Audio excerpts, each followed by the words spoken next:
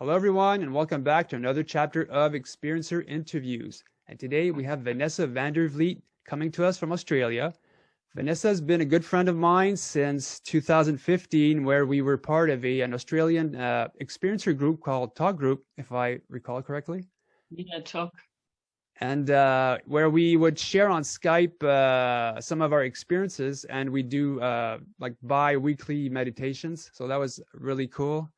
Unfortunately, it doesn't exist anymore, but the friendships still do. And the reason I've got Vanessa on today is a few months ago, I found out a bit more about our ancestors' bloodlines. The information that was shared was really thanks to a YouTube video. The information that I found on that was totally mind-blowing, and I knew that I had to get Vanessa on so we could discuss this more. So Vanessa will be discussing her experiences today, and we'll be getting to more of the bloodline story. So Vanessa, thanks for coming on. Cheers, thanks, Yannick. It's good to speak to you again. Yeah, you're lovely. You look great today. Oh, thank you. And that's what getting to share my story can make you feel happy, doesn't it? Yeah. Like finding connection. Yeah. Yeah. So your story starts really when as a child, I believe. Yeah, actually, well, my first ET experiences was as a 13-year-old. I was camping away with friends and family in quite a highly populated, densely populated area, really, and on a beach in Newcastle, Foster. And we had been watching a TV show. It was late at night, and me and a couple of girls walked up the hill after using the toilets in the campground. And the hill we walked up looked down over the main beach. And as we arrived on top of the hill, we realized that there's something down on the water, because we were looking down on the beach. And it took us a little while to actually say anything. We were all standing there for quite some time, really hard to say how long. And then one of us, and I say it could have even been me, I don't remember if it was I said it or somebody else said it, just out loud said, "That's not a boat." And we were staring at this red pulsating, very slow pulsating craft. I as a young person, described it as looking like the base of a boat above, how kids draw boats, very a trapezoid shape it was from side on. And for a long time in my head, it was this red boat that was floating above the water. But we were like, that's not a boat. What is that? And we were watching it, and you could see the light from the bottom of the craft reflected off the water. It was only about a meter or 2 meters above the water. And yeah, it was just sitting there pulsing very slowly. And it took a little while. Again, we're in sort of like a trance-like state. And you didn't realize this craft was actually rising until you looked away and looked around and looked back, and you could tell that it was higher. It was so slow and so controlled. And then it was finally at eye level that one of the girls sort of just took off and did a runner and said, I'm going to get others, and took off down the hill. Now, at this point, I have a really strange thing go on for me, because I have like sort of two memories of this event, because in my memory, I'm standing on the hill watching two people run down the hill. And that's how I sort of remembered it. And then when I read the diary of that year, that holiday that year, it's the only year I ever kept a diary, to be honest with you. And I read back at that event, and I actually say I run down the hill with the other person, and I'm like, but that's not how I remember it. So I remember standing on the hill and looking at two people running down the hill. But yeah, it's quite bizarre. So I'm a little bit unresolved as to actually what somebody mentioned, a bilocation event happening or something going on there. But so it wasn't until other family members and people around our camp come running back up the hill with the kids. This craft is now just below the clouds, and they appear in time just to see it go quickly up through the clouds and gone. So they some of them saw it, some didn't. It was very quick, but it was like gone. You know, so we all go back to camp and go to bed and get on with, you know, the rest of our life. And later that night, I'm thinking it must have been about, you know, 2 or 3 in the morning. I'm awoken in the tent. I'm sharing a tent with my parents and a friend. And it's a tent in which is quite a big tent, and there are 2 like hanging bedrooms. So my parents are one little hanging bedroom, and me and my friend are in the other hanging bedroom. And I wake up to a strange noise around the tent. And again, this for a long time, my memories of it were from a 13-year-old's perspective, and I referred to it a lot as a grumbly, angry, or sick dog. It's making strange noises as it walks around, but in my mind, I remember seeing a small child, the shadow of a small child, walk past the tent. I could see the shadow, and I'm like, well, that's not a dog, you know. And that was sort of and then my hand goes to my leg. I have some pain on my leg, and there's blood on my hand. When I feel it, tacky blood, and I taste it. I'm like, yep, that's blood. That's my leg. And it wasn't until the next morning that I sort of investigate what that is, and I had a 3-pronged, well, 3 points wound on my leg that formed a triangle. So it's just 3 dots, which we're all quite familiar with now, which freaks me out a little bit, but it's the 3 dots that form a triangle. In the middle of my they almost remind me of divots. I think that's the proper word. Divots, yeah, they're like a skin sample of sorts that, you know. Yeah. Well, when I did sorry. Yeah, no, continue, please. I was just saying, when I do the regression on it years later, I actually see like a device, a 3-pronged thing that they pull in and pull out. You know, I'm pretty sure they've clearly taken a sample, but I don't necessarily think that's what the necessary intention for it was. Okay. Again, it wasn't until later I was, as a 42-year-old, 43-year-old, that I was to learn in regression what that was all about. But at the time, I just woke up with it, and it was something I actually within days forgot about. Didn't really think about it again for many, many years. Okay. Do you know how? Well, it must have been a couple of years at least, because it was the thing that sort of triggered my mind to remember it all happening as a younger, you know, a bit older. How big was the craft? Could you give us an estimate? Yeah, look, we were about 200 feet away from it, looking down the hill. And I'm not a great. I measured that because I'm not a great distant guesser. So I again, it would be a guess anywhere between 6 to 8 meters across. Fairly big. And that, again, basing it on where it was, it came down near some rocks that are in the ocean there, and I could compare it to that. As I was older, I would always go and stand in front of these rocks and just go, oh, yep, that's where it was, and you know, this is how big it looked. And okay. So I was quite, you know, even recently we're down there at the end of last year, and I had to just go down and stand in front of the rocks and in that spot. And so coming back to the child that you saw, so you were in the tent and you saw it, the outside silhouette, perhaps? Yeah. And it wasn't the full, it was sort of just the top. Like you could see there was somebody walking past, but it was you could tell it was a short person just from the. So 3 foot, 3 feet? Yeah, not much more than 3 or 4 foot, yeah. Yeah, that's, possible. Yeah. Yeah, well, yeah. And then again, all that stuff comes in later in regression. I go back and look at that in regression, and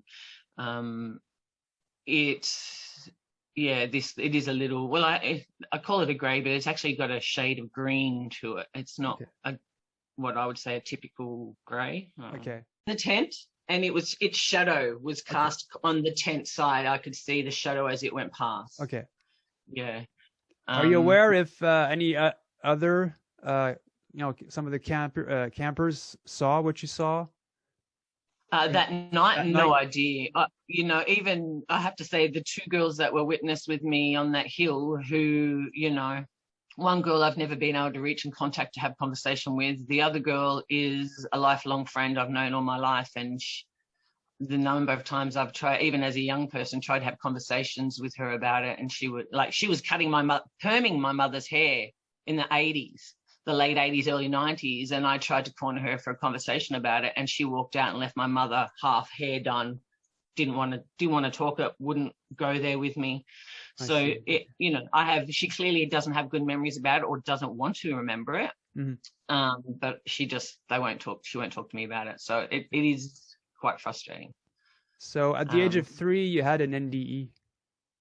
Yeah. Well, this is also a link back to the scar, really. So again, this is not something I actually have a memory of. This is largely I became aware of it through my family's telling stories about it. I think the first time I remember hearing it was one of my mother's friends brought it up, and they were discussing it in front of me like I should remember what they're talking about. And I'm like, what are you talking about? And they're like, yeah, when your brother found you choking on the lolly. I'm like, no, I do not remember that. So the first time I heard it, I just listened with, ears wide open. And they pretty much said the story pretty much goes that my brother found me in the laundry. I had taken a boiled lolly from a party we were having and snuck up into the house to eat it and had choked on it. And he found me blue and non-responsive on the laundry floor, and he picked me up by my ankles and just shook me and dislodged, and I came back. He said the story was he knew there was a choking issue because I was blue. Okay. So, but that's pretty much the limit of the story that I knew, that I'd heard, and that was all I really knew. So there was things I wanted to know more about, hence I eventually did the regression work. And at that time, in the regression, when I look at that, I get a full replay of the experience, but I'm observing it. I'm not the little person having the experience. I'm standing behind and I'm observing it. And I say, I'm just waiting. The little Vanessa sitting on the side of the bed where she eats the lolly, and she starts choking on it there in her bedroom, and she runs out into the laundry where she collapses. But I'm standing in the bedroom, and I say, I guess to myself, I'm waiting for the little one to leave so I can step in. And that was the first inclination that there's something a little bit different here. I'm not really sure what that means. So, and what had happened is previously when I was looking at the incident in regression around the UFO sighting at age 13, and I asked about at that time what the scar was about, they had said to me, you need to go back and look at what happened at age 3. And in that moment, I'm like, I don't remember what that was. And it wasn't until we came out of regression that I went, oh, actually, I think I know what that might be. And then we later then came back and did another regression around just that topic. That's where I got the insiders to being in the room and watching the little Vanessa choking on the lolly. Oh. So but the scar, and in the regression around the UFO incident where I ask about the scar, and they just say it's to remind you of who you are. And then I was like, and that means what? So it was like, well, you need to go and have a look at what happened at the age of 3 to you. And so that's sort of, that's what we came back and did later.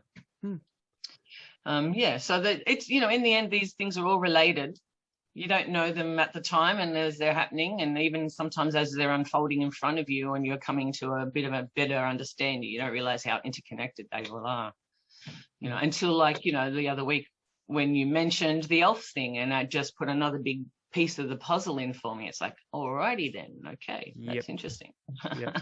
Even to we'll get into one of your stories regarding Jan, but again, see this that experience, at least for me, happened in 2016, but I didn't know anything about it, or thought I put it aside as something that just happened. But thanks to you, when we were doing a pre-interview, more information came out, and to me it was mind-blowing. So can't wait to get into that. It really explained why we had made a connection back then. That's right. It made total sense, even though we weren't even aware of it. it just made total sense. I know. Yeah, So I tend to tell people that we're being moved around. We're supposed to meet certain individuals. yeah. And thanks to the universe, it's happening. You've had pretty I know high strangeness from 75 to 1980, but you've got a pretty cool story about seeing ghosts. Oh yeah, when I was a young person, I used to spend a lot of time by myself as a young person. So I'd be always in my room doing things, and I'd quite often, I was the child who played with the fairies in the garden. I was the one making potions out of flowers. So I was quite often in what my mother would say, La La Land. So it was one evening. It must have been. It was before age 13. It's really hard, really, when to remember in that period when this happened. I know I was in a specific bedroom, and after the age of 11, I moved out of that bedroom. So it had to be around before that age then. So, I was had sat up in bed and a window to the left of me. And the property next door had a really big slanty hill that you could see the top of in the back through my window, and there was this woman who was holding up a lantern and peering, and she had her hair up in a bun. She was dressed with a high frill sort of collar here with a brooch, and an old, just a plain white sort of cotton shirt, had a little bit of frill down the front, and a heavy set skirt. And it was quite an old fashion style of clothing. I couldn't give you really an exact time. I probably could if I went back, because I know who that woman is now. At the time I had no idea. But she stuck in my mind for many, many years. And later, when I was in art school, I actually sort of tried to reproduce what I saw in my art, but I didn't share that photo with you, because the person who's playing that role for me, I didn't get permission to put her image on the internet, so I just won't go there and do that to her. So I reproduced that sort of this woman in my photography work, but instead of just for added drama, we went out and did it in a cemetery, which was interesting in and of itself. Mm-hmm. So she stuck with me for many years, and there was a time where I didn't do much art at all. I sort of, left art school, money dried up, I couldn't replace my art supplies, and life got, you get on with your next part of your life. And then many years later, I got a gift of all this beautiful paint from my husband, and I started painting again, and I started painting the same image, and it was this red-headed, blue or green-eyed woman.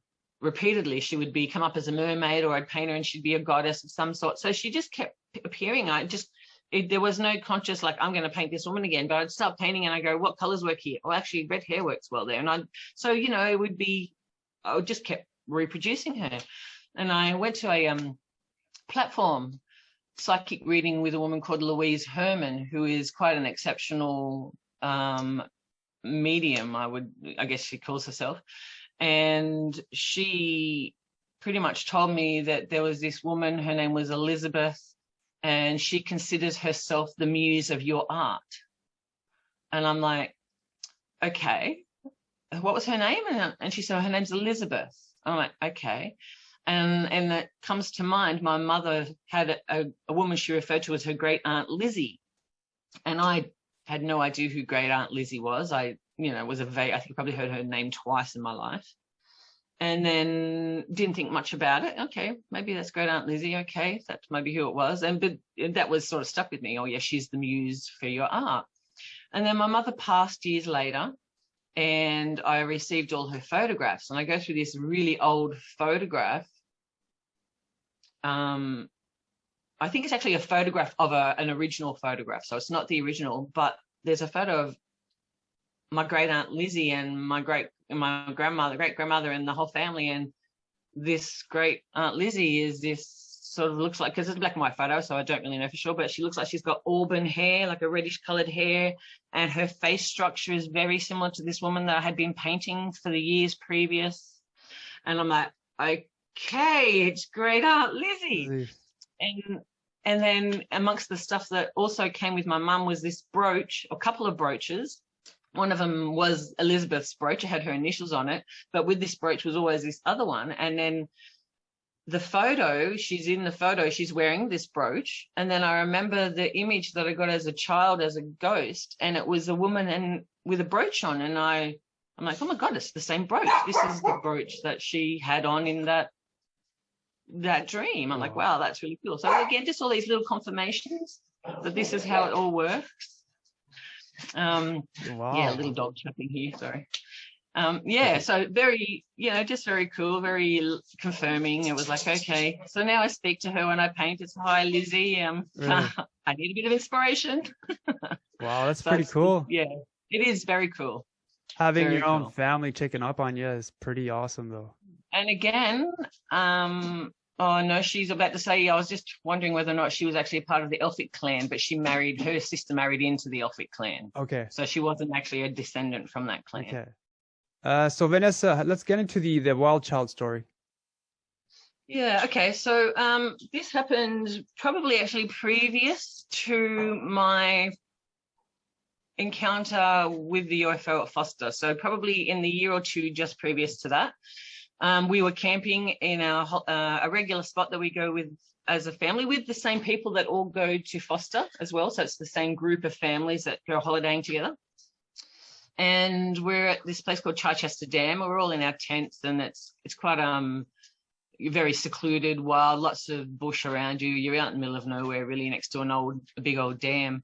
And we're on private property. At the base of the dam, there's no public access. It's private property that we have access to. So I wake up in the middle of one night that I'm camping with friends in the tent, sharing a tent with them, and I get up to go outside to go to the toilet. And I'm, pulling the tent back, and I'm climbing out, and I realize that there's somebody up already. That's how the first thing I went, somebody's already awake. And I look, and in my mind, there's this small child, and they're digging through the campfire. So there's probably a few embers still burning. I can see there's a little bit of, there was a bit of redness there, but they're digging through the campfire. And, I'm like, there's a wild child, like in my mind for many years, it was a wild child. There was this being or this little person who was, and I thought, oh, maybe they were looking for food. Maybe they were hungry.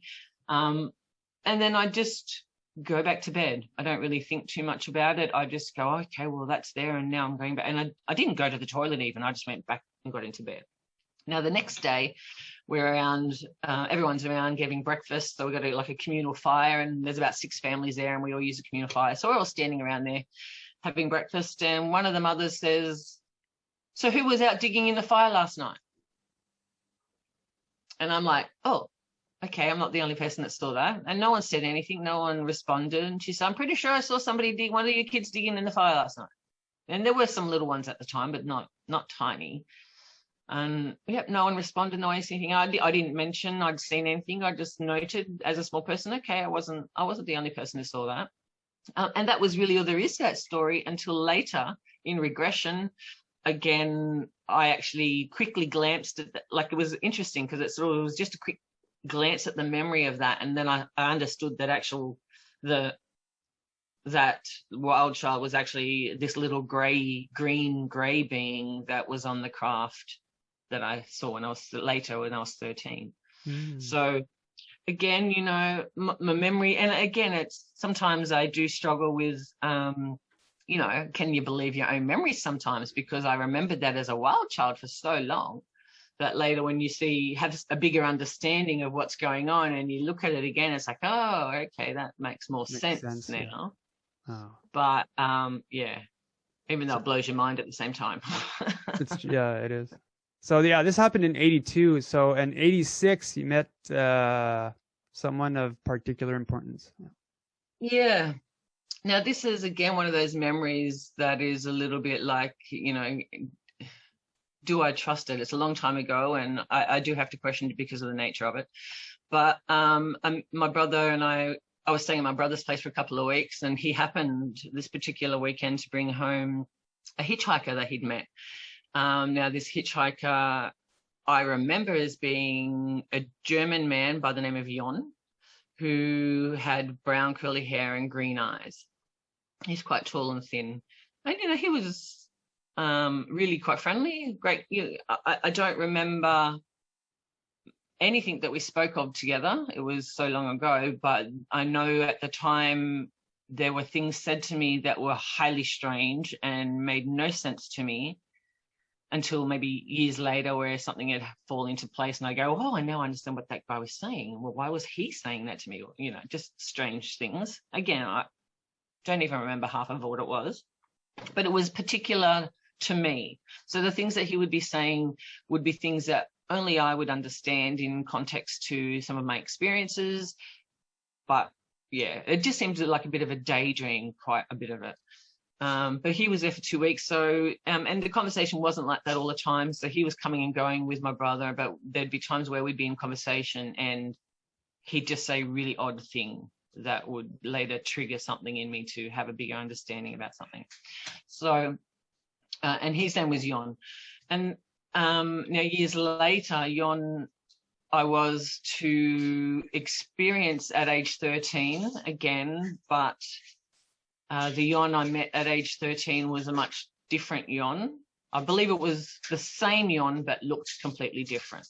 So at age 13, that experience that I had at Foster in the tent, I was taken on a craft. I was introduced to the people and the beings on that craft, which at the time included the small grey-green that I had seen previously, a tall, blonde, blue-eyed Nordic male whose name was Jon, and a light being who was probably maybe 8 foot tall. It was quite tall. And again, the name was, I can't describe, how do I describe it? Well, it was impressed upon me, but the only words I can refer to him as, and the only thing that comes to mind is Captain, oh my Captain. And I get this, like, it's a strange feeling. And it's not a submissive feeling, but it's an opening to, like, I can't quite explain. So it was like, I could feel the energy of this being, and it was,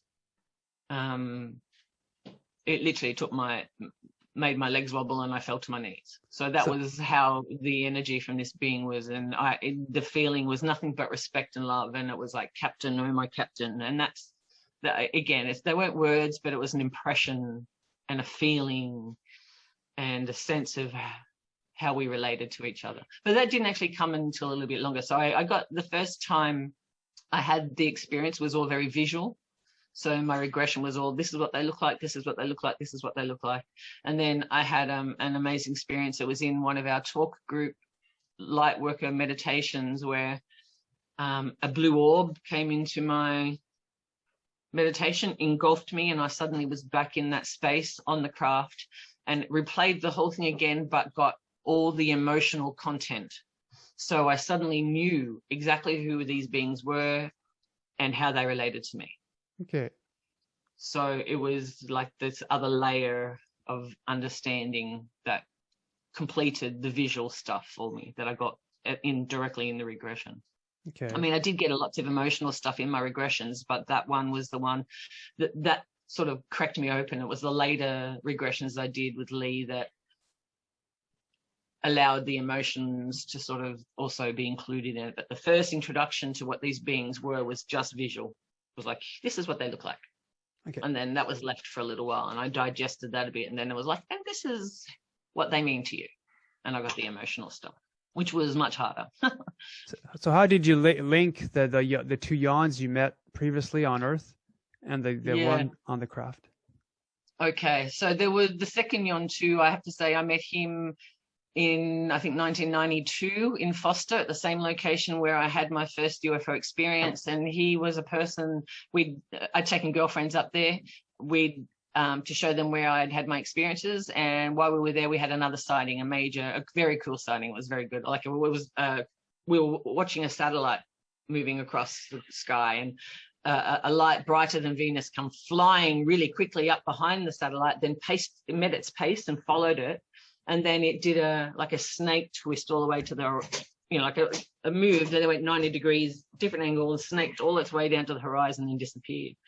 And the girls were like, oh, that's so cool, we saw one too. And then the next day we were walking down around the beach area, and this guy just walked straight up to us from he just walked out of, I don't know where he came from really. He just appeared in front of us and was like, where do I go to go camping? And he just sort of walked from the direction of the campgrounds, and we went back the way you came from. So we sort of pointed him back, and he went off. And then when we returned to our campsite, he was just like two spots down from us, and we stopped and had a conversation with him that night. And again, strange conversations. There was myself here, he was at the end, and there was a couple of girlfriends in between us.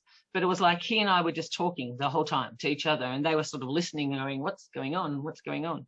And even now, again, not really quite sure exactly what it was said, but it was of spiritual nature. It was about, our own spiritual journeys and things like that. So it was very odd. And even when I talked to those girls in hindsight, they were like, yeah, they don't really have a clear memory, but they just remember it was a very strange evening, very odd.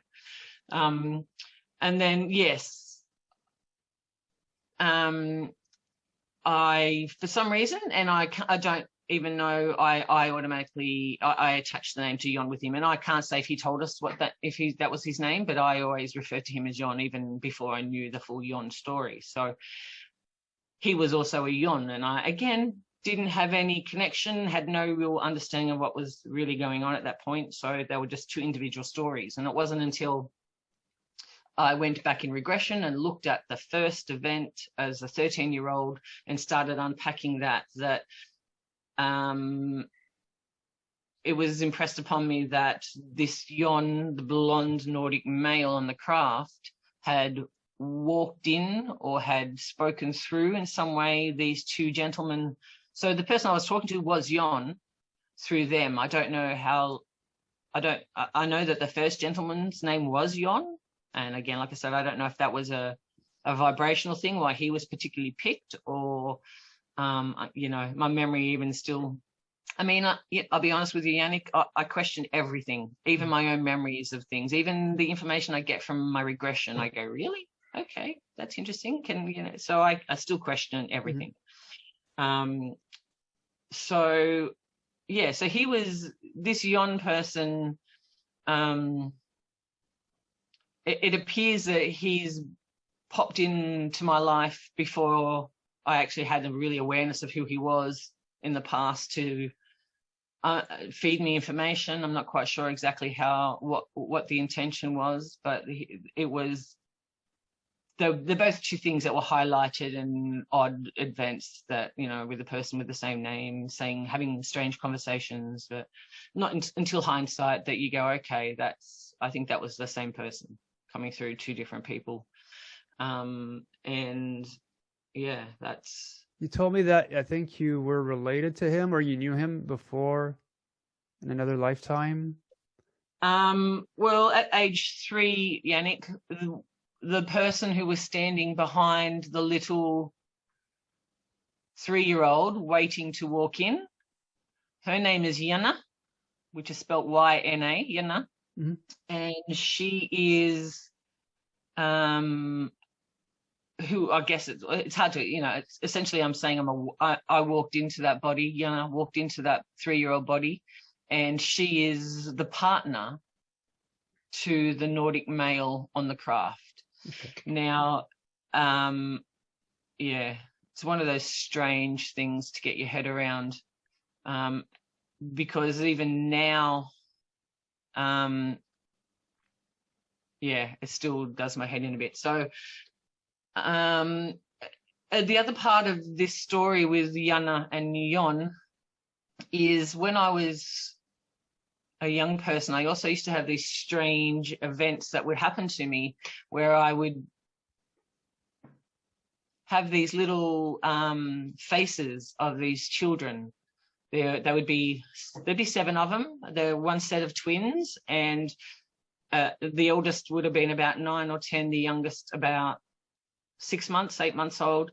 And these faces they've been sort of in and out of my life, my whole life, in that dream state where you'd be just upon waking or just falling asleep, and these little faces would zoom in. They'd be, there were times and periods in my life where they would be every night. And now it might be, I'm lucky if I get it once a year, but these little blonde hair, blue eyed, as a young person, would come quite often to me. And so much so that I think, as a 3-year-old, after the 3-year-old had choked on the boiled lolly, my mother would find me sitting in trance-like state. So she'd come in, this is between the age of 3 and 5, where I'd be sitting on the bed in my bedroom.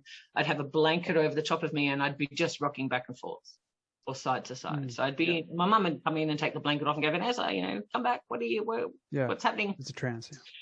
Yeah. So I have very vague memories of these little blonde hair, blue eyed children at that age as well. So I think they were a part of the process of helping me to acclimatize to being a small child again.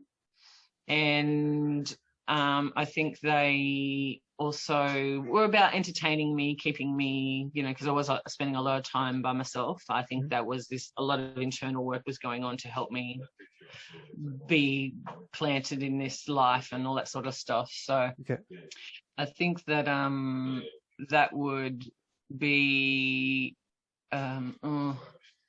that went on for years. That sort of, at least I think the last major batch of it was probably the year before I met my husband. And I quite often, I think sometimes they were just touching base. But in the end, again, this is stuff that I found in regression, because it's not something I had a conscious awareness at the time. But in regression, I asked about the 7 little children, and I'm told that these 7 little children were the children of Yon and Yana, and that was a family unit. And they it was like they were coming to just help me to be here. So you told me that Jan had a specific job. You said he helped seed the planet. Oh yes, okay. Well, it's all again part of that bigger story of that's how long we've been here and all that sort of stuff. But I have very distinct memories of my own of being actually a lifetime where I was a giant bird. A bird. This is sort of what started this sort of avenue of exploration for me, where I've done a fair bit of past life stuff where I've looked at different past life stuff, and one of them was that's reoccurring is this giant eagle bird that flies around. There's no humans on the planet this time. There's but this bird's interacting with the plant life, and I was like, well, that's interesting. That's very cool, That's and one of those things you file away in the back of your mind. Oh, cool! I had a past life as a giant bird. And then moving forward, I was looking at, the UFO stuff and the ET contact, and it was like some of the information I got fed through about Yon and Yana and the light being, and this whole team was they were a part of the beings that planted or seeded plant life on this planet in part of the creation. And that part of their job was coming back to the planet and I guess observing and taking an understanding of how humans are interacting with the plant life on the planet, and what's failing, what's not, and it's quite interesting. And in my early contact stuff, so again, back when I was in my late teens, early 20s, I was having lots of out-of-body experiences where I was having, where I'd have this incredible feeling come over me, and it would start off with where I would be explaining it as the walls rushing away from me. Everything started to move away from me, and I was like, what? And I'd get up and have to touch things to put everything back into perspective so I could function in my reality. And I knew when that would start happening that I'd have to go to bed. And I'd just, I'd be in the lounge with my parents, and that would start, and I'd go, okay, I'm going to bed now. And it would continue as I walked down the hallway. And every time I would go to bed or to sleep with that particular sensation happening, I would have the same reoccurring dream in which I would go out the window, go down the side of my house, in which in the dream, I'm walking down the side of the house, but it's like I'm walking in a hot air balloon. And I lift my feet up and they sink into the earth. And I've got to lift my feet really high. And there's this sort of motion that I make in the dream. And there's a real sense of feeling to it. I can feel it when in the dream. And it's sort of this sort of glidey sort of movement. And every time, you know, so I'd have that dream, I go down the side of the hill and then I'd just rush up into the sky. And that would be all I would remember of that part of the dream. But I know when I come back from the dream, I've got all this information. And I'm always in the same location in the dream. I'm on the beach at Foster, where I saw my first UFO sighting. And I'm talking to people who were there that year. This is where I'm getting the information from. But in my head, I know I'm not really getting the information from them. It's coming, they're like what we call now a screen memory. But I'm being fed all this information. So I'd come back and be like, I have no idea what any of this really means. And, you know, it wouldn't be years later that I'd pick up a book on quantum mechanics or something. And I'd go, oh, actually, I think I had a dream about that. And I'd remember something, they'd give me information. It'd be a couple of keywords or something. And I go, oh, yeah, I remember that. And that would trigger all this package of information in my mind. And I go, oh, yep. And I'd go off and read the book and I'd get, oh, yep, I understand what that means. Mm-hmm. So it's like they fed me stuff that I would recognize later. And I knew that there was this, from these experiences, that I would have the words to share my story. There would be a way of people to go, yeah, you know, because again, it's crazy as it sounds. I know that in speaking my truth, that reality will support that because we have that understanding now. We understand the quantum field. We have, you know, so it just made, you know, the information they gave me later played out for me to understand things. So yeah, regarding your yawn story, I'd like to butt in and talk about my yawn event that I thought I put this aside as like an event, an experience that happened, but I didn't know if it meant anything. So in early 2016, at late January of 2016, I had an open heart surgery. But a few weeks prior to that, I was about to fall asleep. And as soon as I start getting to that zone where you're awake, but you're asleep at the same time, your brain, the waves change a bit. I got a telepathic message, and this brought me out of whatever state I was. And so this was the first time that I heard, at least semi-consciously, a voice inside my head. Normally they're outside, they're probably spirits or something else. But this time it was in my head, and it wasn't my voice, because the voice that came to me telepathically was an Asian male, and he had a very deep voice. So something like Sulu on Star Trek, but a lot deeper. And he said, yawn to assist. Now, when that happened, I thought, okay, oh, you might have said Yan, because my name's Yannick.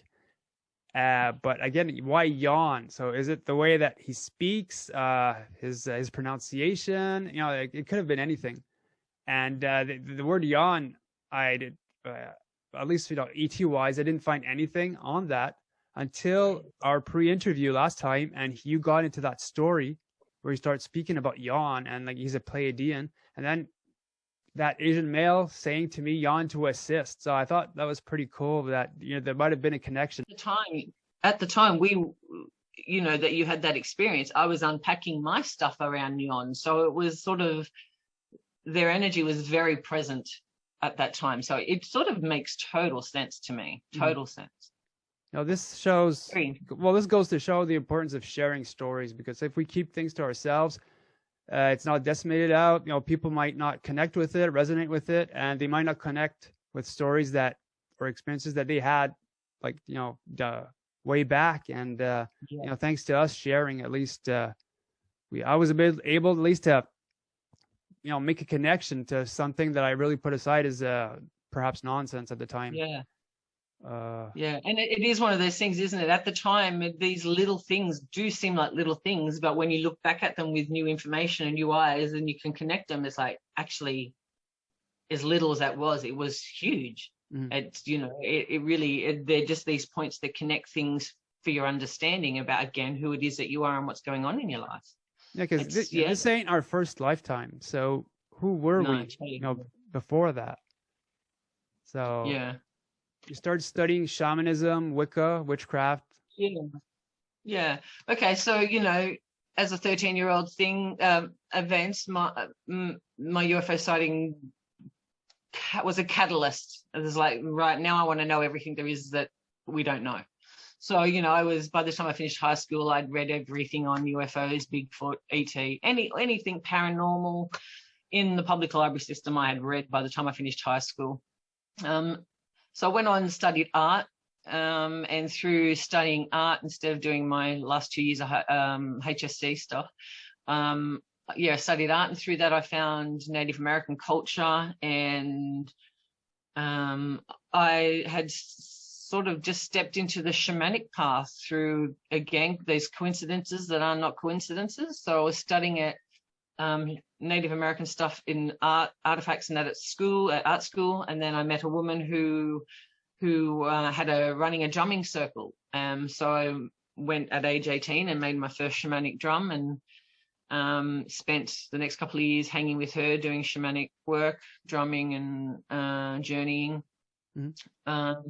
Big circles, little circles, drumming at public events, that sort of stuff, and then our own private group. There was a group on the Central Coast, not far from Sydney, called the Rainbow Clan. So we used to travel down there quite regularly and hang with them, do ceremony, and then again, I started, and this whole time I'm studying my personal stuff, my personal journey, which is largely studying other shamanic religions, including Wicca and witchcraft, and I looked at occultism and, just the full plethora of metaphysics, as much as I could get in about anything and everything.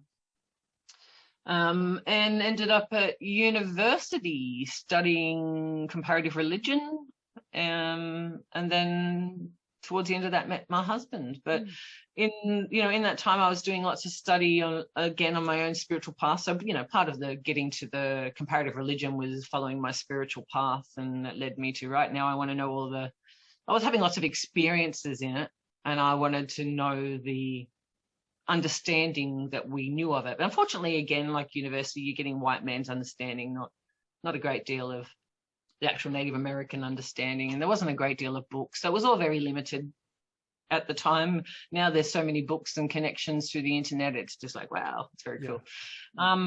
So finished uni, and I mean, the other thing again in these experiences I was getting as a young person, a lot of OBs where I actually now refer to them as astral abduction type things, where I'm being, and again, I don't know whether actually if that's true, because I don't know if I'm being taken from the body when I have those shrinking experiences, because in regression I look at it and I say, yes, I'm being shrunk down to a ball of light that will fit inside your hand, and that's my consciousness, and they're taking that out of the body. And so in those times I was getting all this information, and one of them was that I was to be on the land, growing my own food, living as self-sufficient as possible by 2012.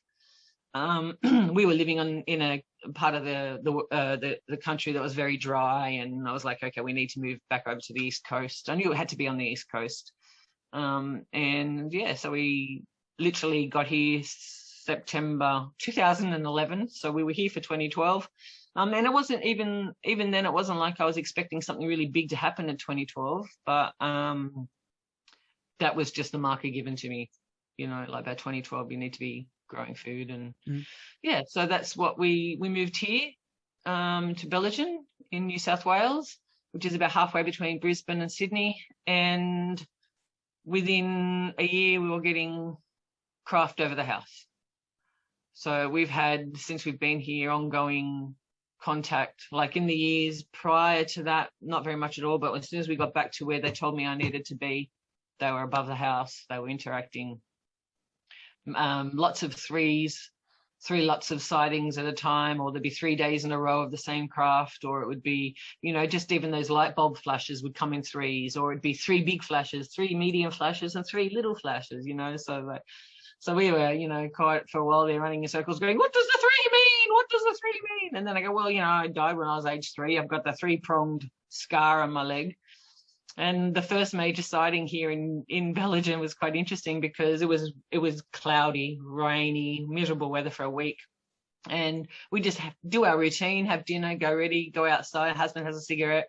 And I look at the stars and I'm like, well, I'm not going to see much tonight because it's very cloudy. But I go out and I turn around, I look back towards the house. My husband's on the veranda.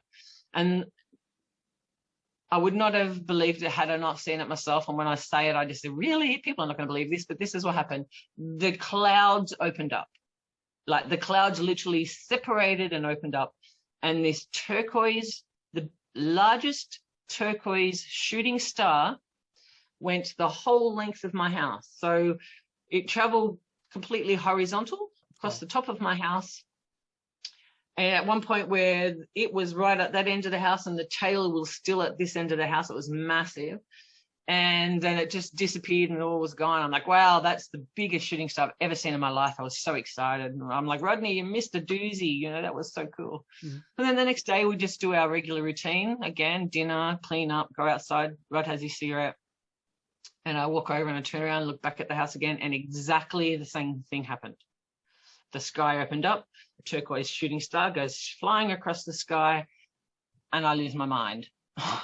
I'm like, oh my God, that's insane. You know, I'm walking in circles in the backyard going, oh my God. And I say, and I don't know why this comes out, but I say, if there's another one tomorrow night, that'll be 3, and I'll know that's a sign for me. And Rodney, my husband, just looks at me like, what? That's just weird. Anyway, so the next day we do our normal routine. We walk out. This time my husband walks out with me and stands beside me, and he turns around. We're standing here within seconds, exactly the same thing. The sky, the clouds open up, and this turquoise shooting star shoots across, and it's low and it's massive, and he just goes, fuck. Yeah. Like I think it just sort of threw him into a, like, wow. And I'm like, I'm, you know, doing circle work in the yard going, woo, yeah, I'm super excited. And he's just like, oh my God, what's going on?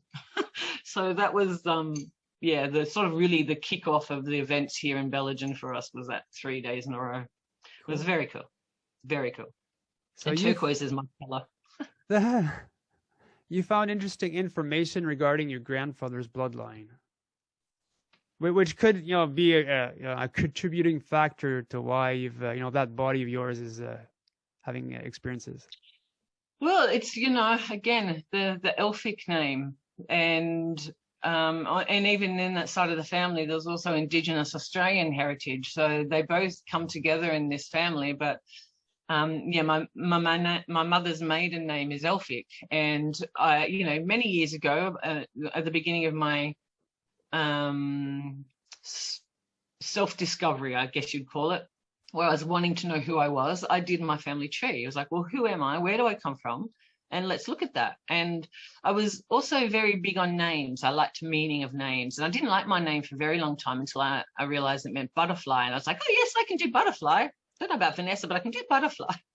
So Vanessa changed for me then when I had that understanding. So I have an interest in names. So as part of the family history, I looked at the name meanings.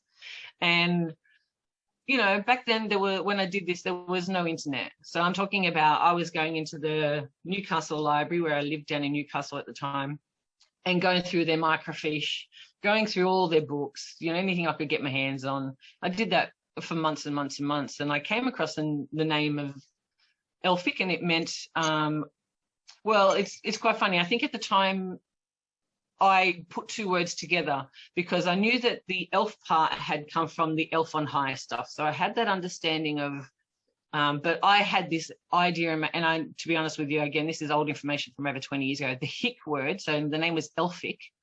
I had in my head, oh, maybe that's as in the word hick, which is very American, but I thought, oh, maybe that's what that was. So I sort of interpreted that it meant worshipper, as in hick, country dweller, worshipper of the elf on high. But I don't know, I think I may have put that hick part on the end, but it definitely had the elf on high understanding. So again, my mother was tiny, very tiny, and actually her father and his side of the family were all very tiny people. I mean, I'm 6 foot. No, I'm not quite 6 foot, but my mother was lucky to be, 5'2". Wow. So, and her sister was even smaller again. So I, used to make a bit of a laugh at it and poke fun at her and go, see, Elphick, you worship the elf king. You are fairy folk, Mum. That's why you're so little. So it was like a little joke that I had going with my mum for many years, because it was something I'd found out about 20 years ago. But it wasn't until you spoke about your understanding of the word elf that blew my mind, because at that time, and this is the other thing that sort of does my head in a bit too, is the family crest for the name Elphick, when you look at it, has 3 dots, which they call plates, but it's 3 dots that form a triangle. Mm. And it being the same mark on my leg, it sort of, made all the hairs on my body stand up. Yeah. And the understanding that you brought to my table about elf and the light beings, and knowing that the captain or my captain was this light being, I'm like, okay. And, like my mum loved her sci-fi. She never spoke of many experiences, but I have photos of her in the background with Orbs way back in the 80s. Mm-hmm. So I'm like, oh, maybe that's the connection for me then. Maybe mum's lineage is part of the reason why I'm having these experiences, and that this is what's going on. And I thank you, Yannick, for that information, because it actually, literally plugs a big hole in my understanding. And I go, oh, okay, this all sort of makes so much sense down that family line now. So thank you for that. It's been it's a blessing for sure. It is.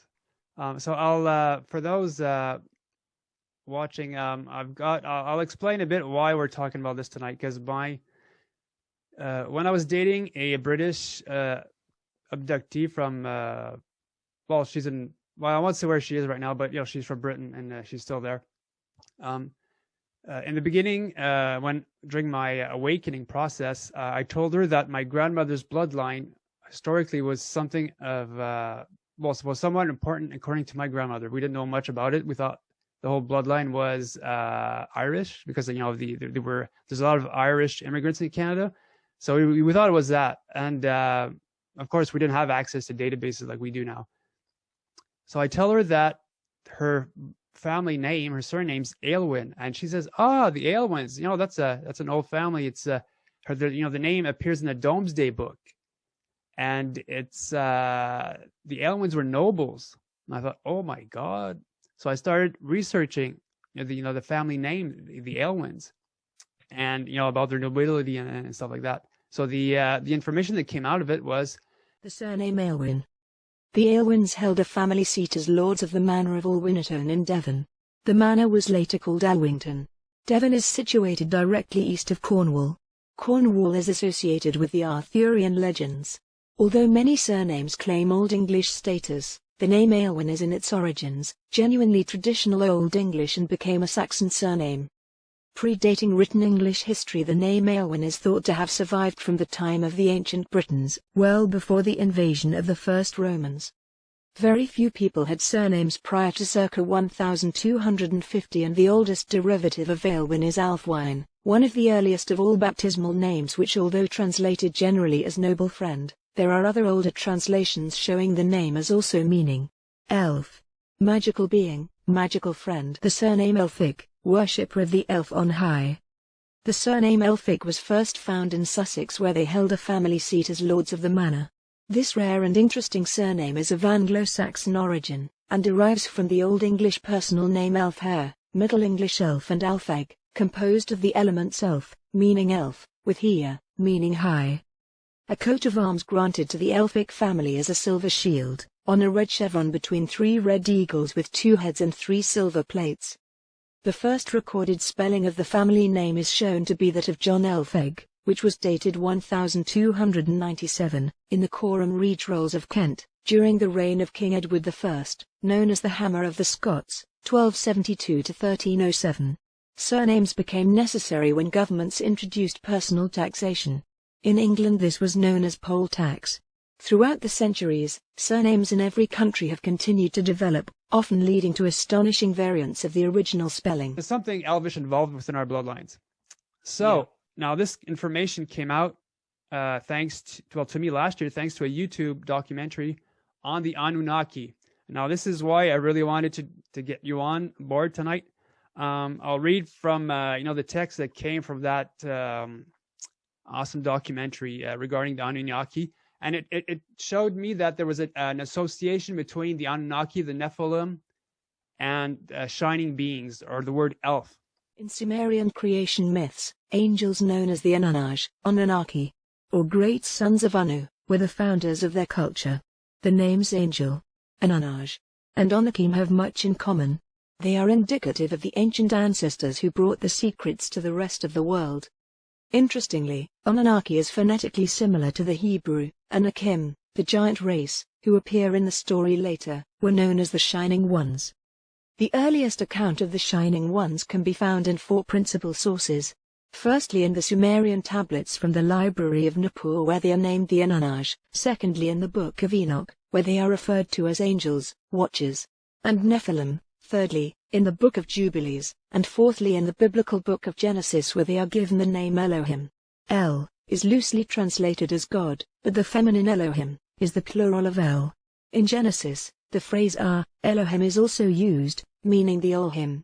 El means brightness and shining. Indeed, the Semitic word El is found in many ancient languages. For instance, the Anglo-Saxon elf means shining being, and so El needs to be translated to not as God, but the Shining One. And Elohim being plural should read the Shining Ones. The name Sumer comes from Shumer and means literally, the land of the watchers. It is none other than the ancient biblical land of Shinar, which amazingly means the place of the Shining Ones. So, our bloodline is somewhat associated to Sumeria. So, just like I explained, there's a connection between the Elohim, the Anunnaki, and the Shining Ones. So, again, this could be another contributing factor to why these bodies are experiencing what they have been experiencing, at least for since birth. Because I've been having experiences since the age of 3, and you've been having stuff as well. So I thought that information quite a really big revelation, because I didn't know anything about the importance of the word elf until really last year. I thought the elf thing was pretty cool. And in Lord of the Rings, also there's a guy named Elfwine, which Professor Tolkien created, and the guy's name is Elfwine of England or something like that, which he is a human that met elves in that world, in Tolkien's Lord of the Rings. So yeah, I guess the word elf at least is somewhat important to us. So you've sent me photos of orbs. Yeah. Okay. It was quite interesting. I was just sitting at home watching the Orbs special, and I think it was called it was a doco about Orbs. They just explained how they managed to get the photos. I'm like, oh, I can do that. So I just walked outside with my camera and just sort of stuck it in the air and went click, click, click, click a few times, and had a look at the first few. Oh yeah, didn't catch anything, put it down and didn't think about it. And then a couple of days later, I picked it up and went to sort of clean the camera out, because I do, lots of photos and not much room. So I was clearing it up, and then I realized some of those photos had little dots in them. Wow. And so I blew them up to have as close as I could to get a look at them. And I was like, yep, there's a couple of orbs. One of them is a very bizarre looking thing. It's more an elongated light. I think I sent that to you, but it was one of the 3 that I caught. Now one of them, I think I can't remember if it's 11-sided or a 9-sided. I should have that stuff memorized, but it's an unusual shaped orb. Now some of I'm told through a woman who I sent my orb pictures to. Her name's Melina McCain. She does some investigation and research into orbs. So I sent her the photos, and she's done a bit of a review of it and having a look at it. And she does this thing where she looks into them, and I guess she's changing filters of some sort, and you can see heads in them and faces in them, and she has them divided into different categories. And the one she says I have the photos of caught, she refers to as galactic orbs. And if you look in some of the photo of it, you can actually see what appears to be like an alien head in it. And it's like, oh, that's, really cool. And, like part of my experience was that sensation that I get when I'm being shrunk down. I'm actually my consciousness is being condensed down into an orb. Yeah. And is being removed from my body. That's what was happening in those early days as a young person, where I was having these strange experiences and this repeating dream. So it made total sense that I had some understanding about orbs and what was going on with them. So to see this, actually the photos show an alien head, though, that sort of was a little bit not what I was expecting at all, because it's not a very familiar face or shape to me, but Okay. So, and then I started, they just became something I was playing with in my art. But ultimately, I think as far as I'm concerned, orbs are consciousness, and there are some beings that have the ability, and I don't know if it's a technology or they have the ability through will to do this. I don't know if that's what's happening. That's their evolutionary thing, that they have the ability to pull their consciousness in and out of bodies, or if that's a technology they use. I don't know, but that's definitely what's been happening. So when they showed up and I could photograph them, it sort of was like, okay, yep, that was it. And I've gotten a few since, but nothing like those three. Like those three were quite spectacular and very bright and very clear, and they weren't like the misty orbs that you see in photos. To me, they are the dead coming and going, as those misty ones. But I think these bright ones that I've captured are that galactic interface happening. Can't be sure. It's all just my experience and my interpretation of that experience. So you said that you've had an orb with a deceased human only a foot away in 2015. Oh, okay, okay. So I went to Paracon, which is a paranormal convention down in the Blue Mountains here at a beautiful big hotel. I think it's called the Carrington, down in the Blue Mountains, and it's the longest continuing hotel in all of Australia. So it's quite loaded with lots of, as you would expect, paranormal events, I guess. So being that old. But my ancestors from another side of my family owned all that land, many, in the original, they were the first landowners there. And so I thought that would be really cool. I'm sure in this old hotel there may be some photos, maybe even of my ancestors. So I wandered around, had a look, couldn't find anything. Spoke to the woman at the counter and she said no, but she introduced me to a young girl who had her family tree here, and she was also a descendant from those people. So that was very cool. But while I was sitting at lunchtime, just after having this conversation with this girl, I was sitting in this big room that was filled with velvet red couches and big winged chairs. It was very old and beautiful. And the wall that I was sitting next to was filled with windows that weren't coloured glass, but they were all different textured glasses into a LED lighting window frame. So it was all quite spectacular. Anyway, so I was just sitting there with this light coming in and this big red lounge behind. I was sitting behind this big red lounge, so I had the back of the red lounge beside me. And I caught movement out the corner of my eye, and I see this white ball of light. And, at first I'm thinking, oh, there's a reflection coming through the window. So I'm looking to see where this, because it's also jagged and cut and the glass is all different shapes, there's no way that this ball of light could be coming through that window. It's just too broken. There's no continuous ability for that to happen. So I was watching it, and then I realized that this ball of light was not actually reflection on the lounge, but it was actually floating in mid-space between me and the lounge. And I'm looking at it and I'm like, wow, that's incredible. And I'm reminded in that instant of a story that the woman that I shared the experience with as a 13-year-old on the hill in Foster, she told me of a story when she was younger of being in a seance and seeing this little ball of white light that burnt her arm in the evening after the seance. So I sort of knew, like, oh, that's very similar to the ball of light that my friend had spoken of. So I was looking at it, and it's just had this movement to it, and it's moving just like this, really soft, slow, flowy movement. And in that moment, I could feel that in my body, very familiar, like it was a very bizarre moment, but I knew in that instant that the incident where I go out the window in my dreams and I'm floating and I'm going down the side of the ocean and I feel like I'm walking on the hot air balloon, I'm actually in an orb form, and this same movement that I get like I'm walking on the hot air balloon is actually the orb's movement, and this orb is doing it at the same right beside me, and I can feel this movement happening in my body and the familiarity of it going in that dream state. And I'm like, oh my God, that's happening in there. Yeah. It was just like it totally woke me up to what was happening in the dream state of me leaving the body as an orb.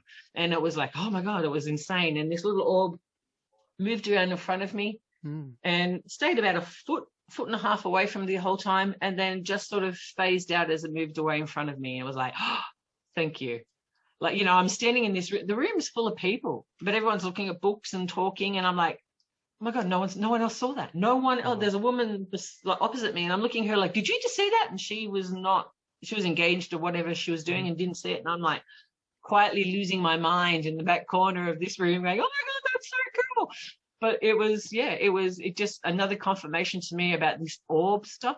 So this orbs are consciousness. That's what they are. We know that, we say that, we have an understanding of that, but to actually physically be able to put that together through my experiences, it felt in my body like nothing I'd ever felt before. There was just a real like grounding of understanding of that's what that is. I'm like, all right, okay. I know what's going on there now. Wow. But it was very cool. Very cool.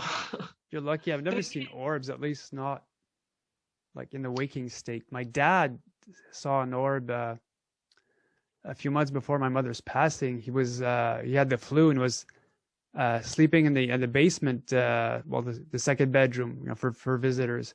And there was as soon as he woke up, a golden 4-inch orb came flying through the basement window and flew from one end of the end of the room to the other and came back.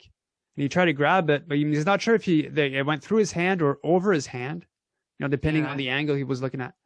But he saw the sort of energy moving within that orb, and then poof, it flew out of the bedroom. So all my dad's experiences started happening after I made him see the UFO I called in 2013. So yeah. Well, both my husband and my son now have seen things, and they also now are having with me, and then now they also have their own individual sightings, which is, you know, very cool. And my son spoke recently. He said, oh yeah, the other night, he said, I was sitting out the front and he said, there was this red light shining from above. He said, I noticed it like this. He said, it was like a crimson pink red light. He said it was above the house. It's actually above the garden at the end of the veranda he was on. And he said he looked at it and it was like, what is that? And he went to get up and have a look. He said, and then a car came past. He said, and the headlight shone through. He said, and then the red light was gone. He said, but he went and had a look. He couldn't see anything, but it was, yeah, he said, I don't know. He said, had there been something there if the car hadn't gone past or, so yeah, he was a bit confused, but he's only 17, but he's seeing them all now. Okay. He gets he's seen the big orange orbs fly over the house and phase out in front of him, and he's like, wow, okay. So in 2015, you had a second regression done? Around NDE walk-in? Yeah, so the first, well, that was part of that information I spoke of earlier, but the first regression was around their 13-year-old incident when they said to go back and have a look at the 3-year-old incident. So the second regression, that's what we did with Lee. I went back and went through what happened as a 3-year-old, and all of that was attached to that. And that's where I got some information too then about the children. So I had lots of, excuse me, I had quite an emotional experience in that one where I remembered my relationship to those 7 little faces that I was seeing. And I knew at that point that the person who'd stepped into the 3-year-old was their mother, and that they were participating in this at a level to help her acclimatize to becoming a little one. And so you had lots of information in it. It was really quite, and again, stuff that you don't even quite click until a bit later. You go, oh, that's what that was. Okay, I understand it now, and it makes so much sense.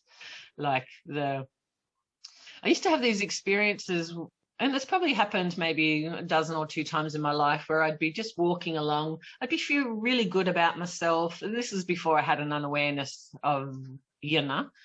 But I'd be feeling really great about myself, be really empowered, and just, being out in the world and doing my thing. And I'd catch my reflection. I mean, I've done a lot of body image stuff as a young person, as a young girl. We all deal with that stuff. But I caught my reflection, and then I was like, oh, that's right. So there'd be this sense of like, oh, that's right. I'm not who I feel that I am.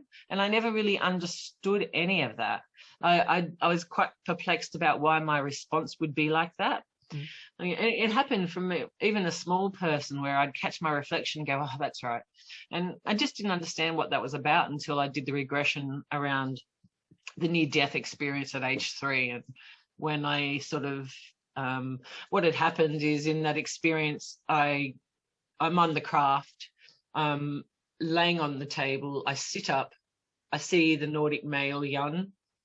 There's the little grey-green is to the left of me, and to the left of Jon is the captain.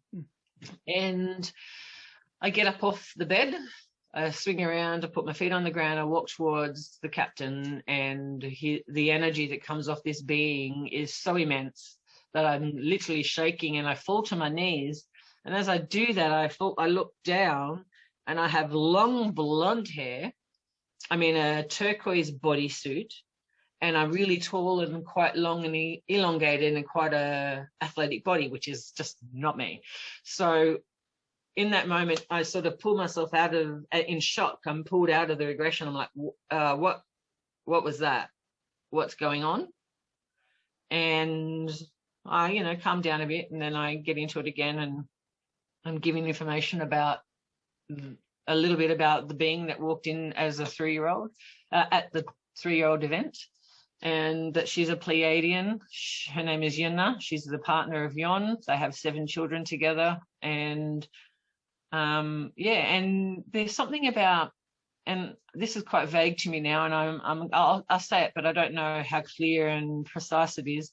But the names Yuna and Jon have 3 what do you call them, syllables or parts to the name, letters to the name, and that was a reflection of their generation. So they were, again, I don't know how precise this is or clear, but the light being is they created this Pleiadian race of blonde hair, blue-eyed beings, and that these particular 2 were the 3rd generation down from the original creation. Wow. So the 1st generation, and then another, and then the 3rd. These 3, it was, they used the 3 letters because it was a reflection of their being the 3rd generation of these created beings. Wow. And you seem to have something going on with the color turquoise, because you have you've had apports also. Apports are basically gifts. Is that a they just appear from nowhere. Yeah. But they have meaning, definitely. So this happened shortly after we moved here, and we're getting sightings above the house. We had an older style kitchen that we've now renovated, but at the time I'd just done the washing up and had cleaned up the bench and had turned away, and I hear this ding, and I turn back to see what it was, and there's this piece of turquoise sitting in the middle of the sink. And I'm like, what? Where did that come from? But the color's turquoise. So even then, though, I didn't have a great insight into the turquoise stuff. I knew I liked turquoise. Like when I was 18 years old, I painted my bedroom, the whole room, ceiling, architraves, walls, everything went turquoise.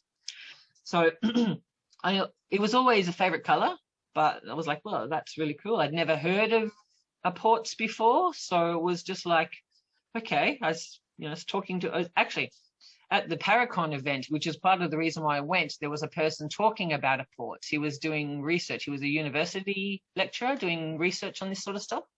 And he was talking about apports. And that was, I think, part of the main drag why I went to Paracon to start with. So this one happened way back then. And so I've had these probably 8 years now. And then the second one was within, I'd say 16 to 18 months later. I was outside planting seedlings into the earth, and I just literally dug a hole and pulled the dirt out, and then something fell past me as I was bending down, digging, and landed in the hole. And when I fished it out, it was this piece of turquoise. So at first I thought that was a piece of chewing gum somebody had thrown at me. Okay. So I'm like, right, I stood up like, who's throwing, the chances of it landing in the hole that I just dug were pretty slim, but I'm like, who threw that? And there was no one around. There's no traffic on the road. There's no one around. I'm like, where did this come from? So it literally fell past my head and into the hole. And I'm like, so that's two literally dropped out of the air into, and I have, they're both turquoise. They're both, it's the turquoise suit I have on. So there is definitely, like I said, at 18, I painted my whole room turquoise, didn't really understand what I was doing. I was just like, it's all going to be turquoise. There's definitely, and even just back to the Native American early shamanic stuff, how, just they're used to turquoise. So there's been turquoise either as a color, as the actual stone, or just an influence in some way all the way through the story, which I find quite incredible in of itself. Because, the Apports basically appeared out of nowhere. So to me, it was as if they gave it to you and just dropped it in front of you. And the other thing is too, turquoise is good for traveling, safety when traveling. Oh. And I'm like, wow, I wonder if they're meant to be like when I'm astrally traveling, or when we're, when I'm in and out of the body, or is it, interesting, very interesting stuff. So you at March Wattle Creek Flat Camping, there's a strange time distortion story. Yeah.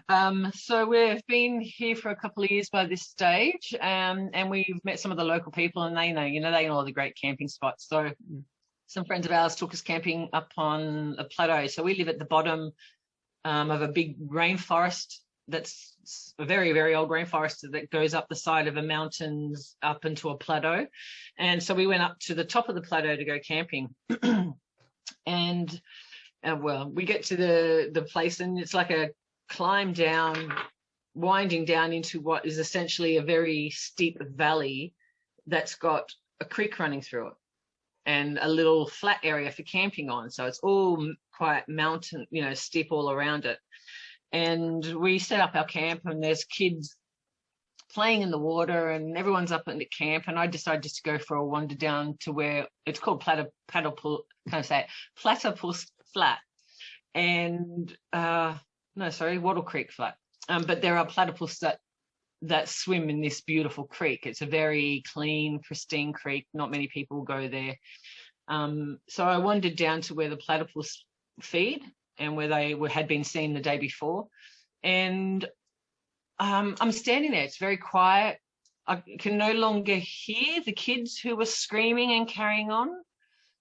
And everything sort of becomes very, very quiet. There's no animals I can hear. And then these two parrots fly across in front of me. And as they're flying, I'm watching them, and everything just slowed down.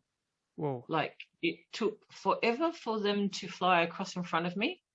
And then I hear this thump, thump, thump behind me. And I turn, and there's a wallaby and her joey, like less than a meter behind me.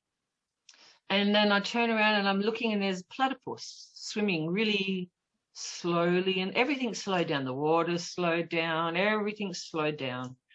And then I'm looking across at the creek and the water, and I catch this movement because on opposite the creek, so on the opposite hill from me, on the other side of the creek, is just a climb uphill.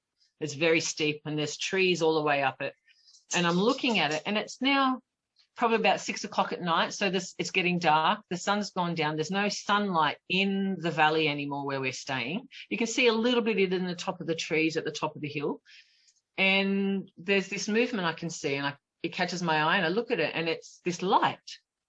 And it's, I'm not quite sure how to describe it, but if I was to describe it as having a right angle, so there's imagine a bar of light going up like that, and a bar of light going like that, and then hanging from the top bar of light is a sheet of light, that moves.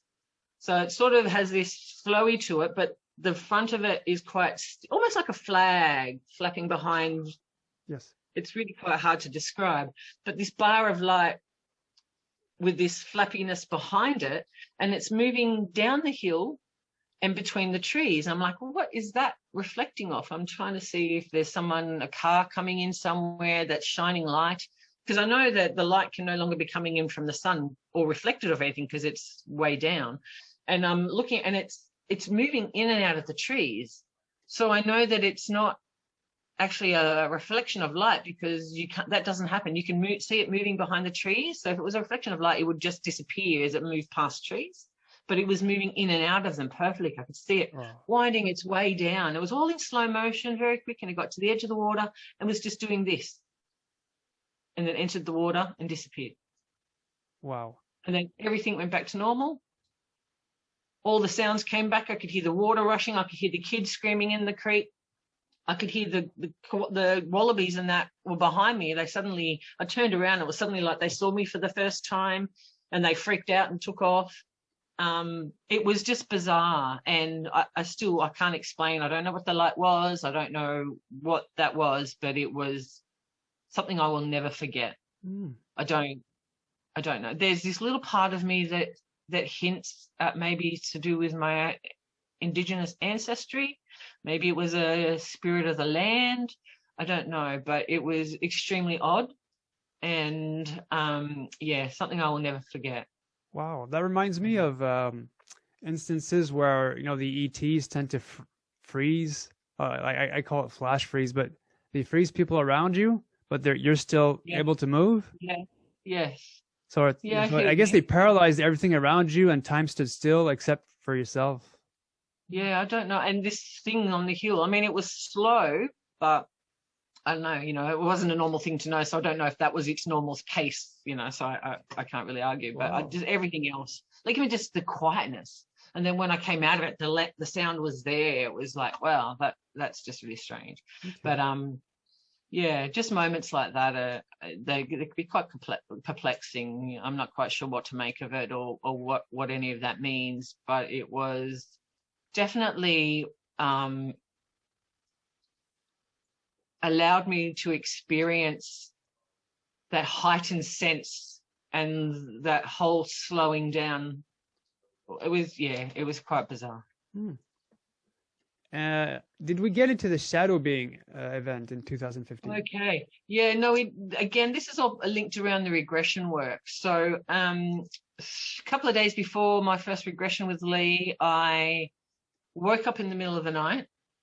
It was, I don't know, maybe 2 or 3. It's hard to say what time it was. And I was acutely aware of there being a mass at the end of the bed.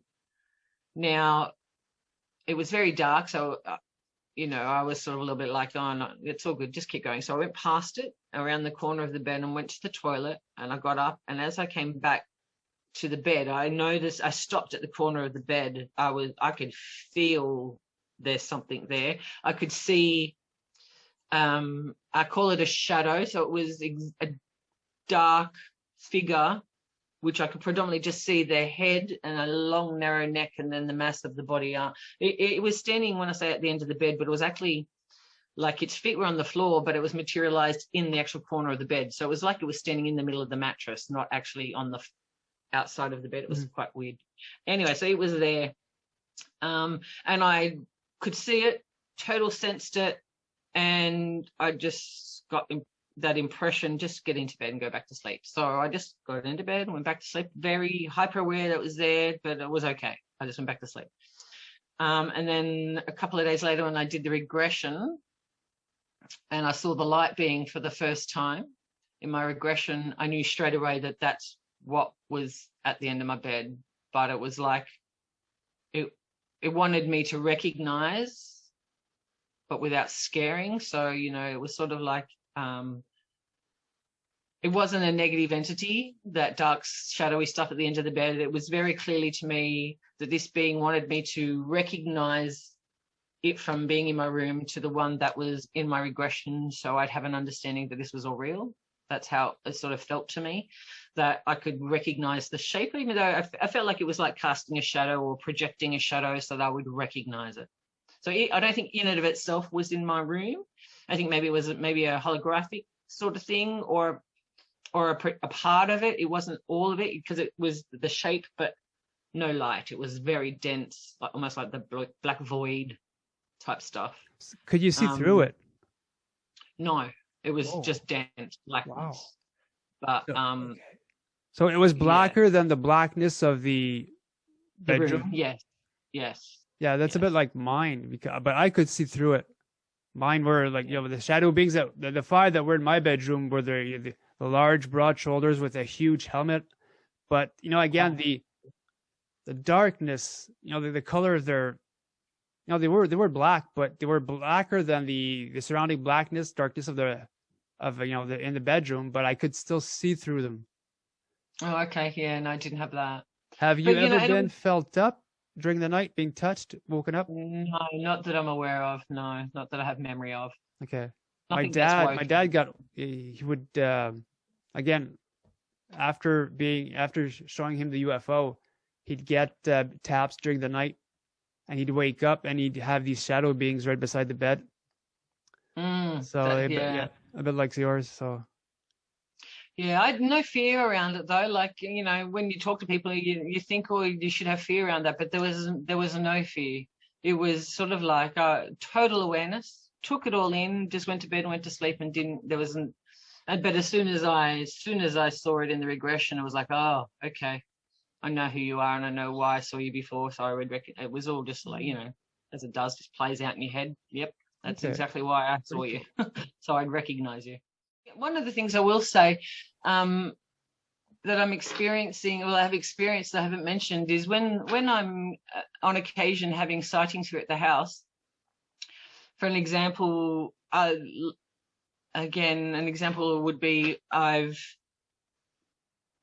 we had these orange orbs that came out. So I had it one day, and then the second day it came along, and it was going behind the trees here, and I'd said out loud to it, quick, I want Rodney to see, come to the shed. And I took off to the shed, and Rodney, my husband, was in the shed, and I called him out, and he came out, and we were waiting for it to come out from behind the trees that had disappeared behind, and it didn't come out. And I thought, oh, okay, we've missed it. And then suddenly it phased in above the shed, and I'm like, Rodney's like looking at it going, oh, that's cool, thanks for showing me. I'm like, yeah, but do you understand what just happened? And he's like, what do you mean? I asked it to come to the shed, verbally out loud, said, come to the shed, and it did what I asked it to do. And again, I'm in the backyard losing my mind going, oh my God. It actually responded to what I said. And so that's happened a few times now. So there was another time where, and I felt quite bad about it at the time, but a time where I had surgery on my wrist and I was not quite feeling myself. And I'd come home and I was out the front of the house, and there was this odd flickering star, and it was moving and it was flickering really erratically, and I knew it wasn't a star, I knew it wasn't a plane, and I actually got quite angry at it. And again, I don't understand, it must have been just a reaction to the anesthetic or something, and it's flickering away crazily, and I'm like, I get really angry, and I put my hands on my hips and I said, if you think flashing your lights at me is going to make me feel any better today, you're wrong.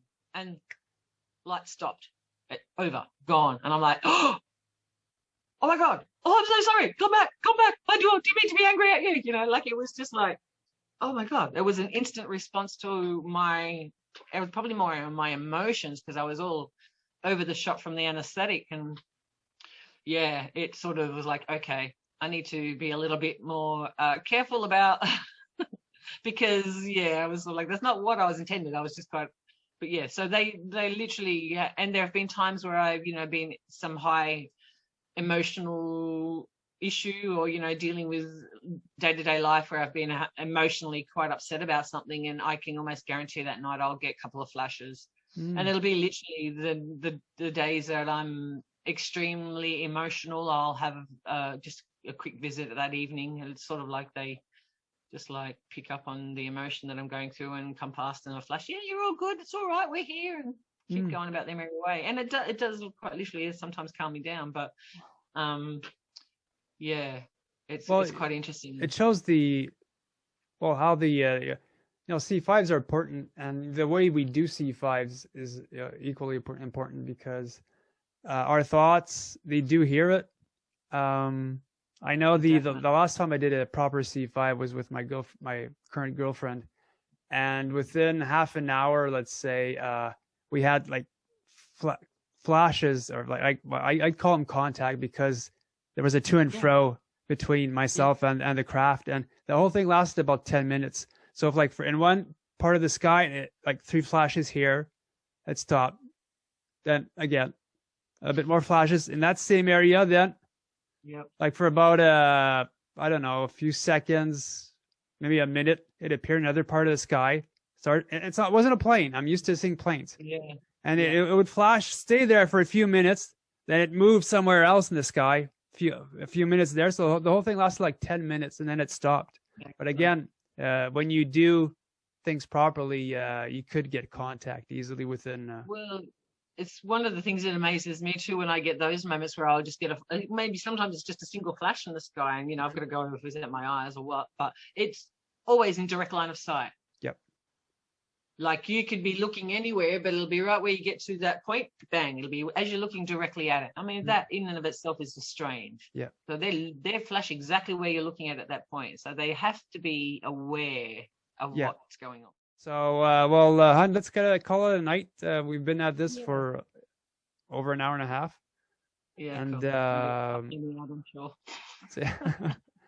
So, to those, thank you so much for coming on. I really enjoyed your experiences, and I really find fascinating the Elphic story.